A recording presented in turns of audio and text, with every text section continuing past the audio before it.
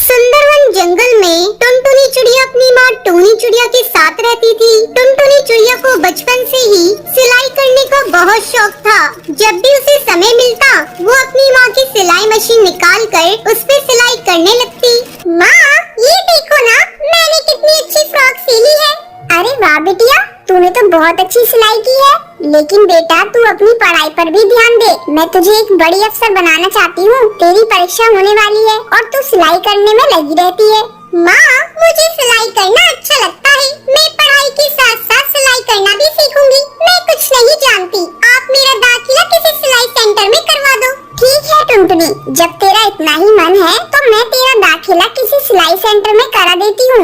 अगले दिन टूनी चिड़िया टुनटुनी का दाखिला एक सिलाई सेंटर में करवा देती है। अब टुनटुनी पढ़ाई के साथ साथ सिलाई भी मन लगा कर सीखने लगती है। कुछ ही दिनों में टुनटुनी की स्कूल की पढ़ाई हो जाती है। एक दिन टूनी की सहेली बबली कबूतरी उसके घर आती है।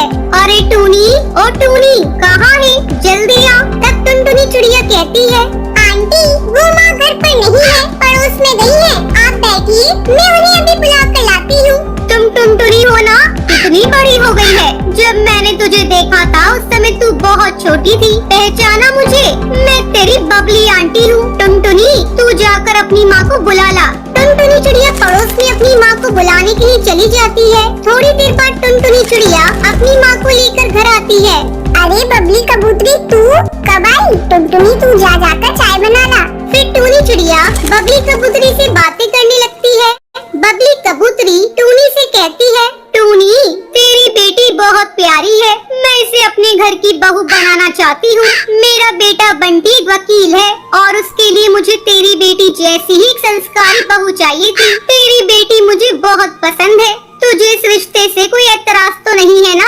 नहीं नहीं बबली कबूतरी, ये तुम कैसी बातें कर रही हो? मुझे इस रिश्ते से कोई एतराज नहीं है। मैं लाख कोशिश करके भी इतना अच्छा रिश्ता ढूंढ नहीं पाती। जल्दी टुनटुनी चिड़िया और बंटी कबूतर की शादी हो जाती है। शादी के कुछ ही दिन में टुनटुनी चिड़िया एक बच्चे की माँ बन जाती है। ससुराल में सभी लोग उससे खुश थे। एक दिन बंटी कबूतर टुनटुनी चिड़िया से कहता है, टुनटुनी आज ऑफिस में कुछ ज्यादा ही काम है, मैं रात को देर से घर लौटूंगा, तो मेरा इंतजार मत करना। इतना कहकर बंटी कबूतर वहाँ से चला जाता है। लेकिन थोड़ी देर बाद कालू कौआ तेजी से उड़ता हुआ उसके घर आता है। गजब हो गया टुनटुनी बहन, जब बंटी कबूतर अपने ऑफिस जा रहा था तब एक बाघ ने उस पर हमला कर दिया, जिसमें उसकी मौत हो गई। इतना सुनते ही टुनटुनी चिड़िया रोने लगती है।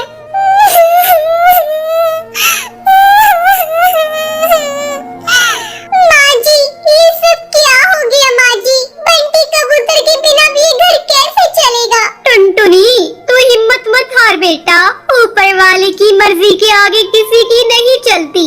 इस तरह कुछ दिन गुजर जाते हैं। टुनटुनी चिड़िया अपना दुख भुलाकर सिलाई का काम करना शुरू कर देती है। आस पड़ोस के पक्षी उसके पास अपने कपड़े सिलवाने के लिए आने लगते हैं। एक दिन हरी काकी उससे कहती है, टुनटुनी तू तो इतनी अच्छी दर्जी है, इसके बारे में तो मुझे पता ही नहीं था। कम पैसों में बहुत अच्छे कपड़े सिल देती है। तू ऐसा कर, अपना एक बुटीक खोल ले। हाँ काकी, आपका सुझाव बहुत अच्छा है। मैं जल्दी ही अपना बुटीक खोलूंगी, लेकिन इसके लिए पहले मैं माँ जी से इजाजत लूंगी। हरी काकी के जाने के बाद टुनटुनी चिड़िया अपनी सास से बुटीक खोलने की इजाजत मांगती है।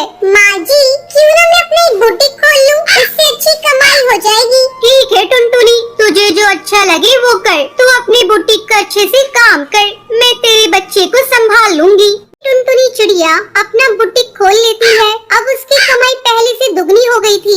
इस तरह टुनटुनी चिड़िया खुशी खुशी